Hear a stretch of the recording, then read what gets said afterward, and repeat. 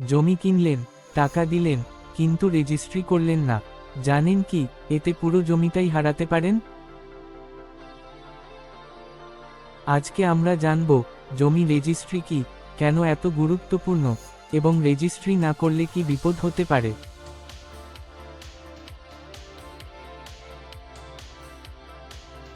Part 1, land registration কি?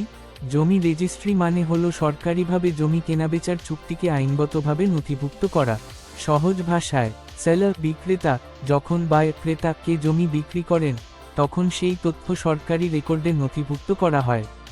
এই নথিকে বলা হয় সেল ডিড। ভারতে জমি রেজিস্ট্রেশন করা হয় রেজিস্ট্রেশন অ্যাক্ট 1908 অনুযায়ী।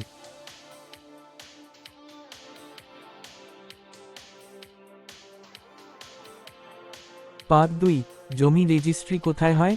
জমি রেজিস্ট্রি হয় সাব রেজিস্ট্রার অফিসে।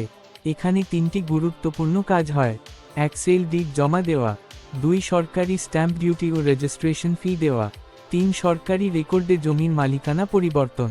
রেজিস্ট্রি হয়ে গেলে ক্রেতা আইনিভাবে সেই জমির মালিক হয়ে যান।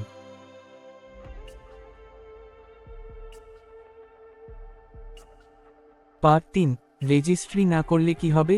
অনেকেই ভুল করে এগ্রিমেন্ট করে জমি কিনে ফেলেন। কিন্তু মনে রাখবেন, এগ্রিমেন্ট মানে মালিকানা নয়। টাকা দিলেই জমি আপনার নয়। রেজিস্ট্রি ছাড়া আইনগত মালিকানা হয় না। এমনকি বিক্রেতা চাইলে একই জমি আরেকজনকে বিক্রি করতেও পারে।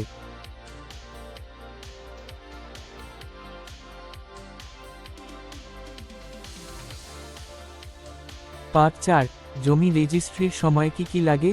রেজিস্ট্রির সময় সাধারণত লাগে 1, সেল ডিড, 2, জমির খতিয়ান, 3, দাগ নম্বর, 4, জমির ম্যাপ, 5, সেলার ও বায়ারের proof, 6, stamp duty payment.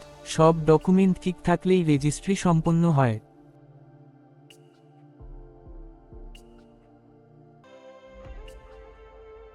Part 5, রেজিস্ট্রির পরে কি করবেন? অনেকেই মনে করেন রেজিস্ট্রি হলেই সব শেষ।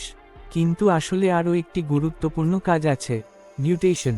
মিউটেশন করলে সরকারি রেকর্ডে আপনার নাম আপডেট হয়। সংক্ষেপে, জমি কেনার পরে রেজিস্ট্রি করা বাধ্যতামূলক। রেজিস্ট্রি ছাড়া মালিকানা প্রমাণ করা কঠিন। সব সময় সরকারি অফিসে যাচাই করে জমি কিনবেন।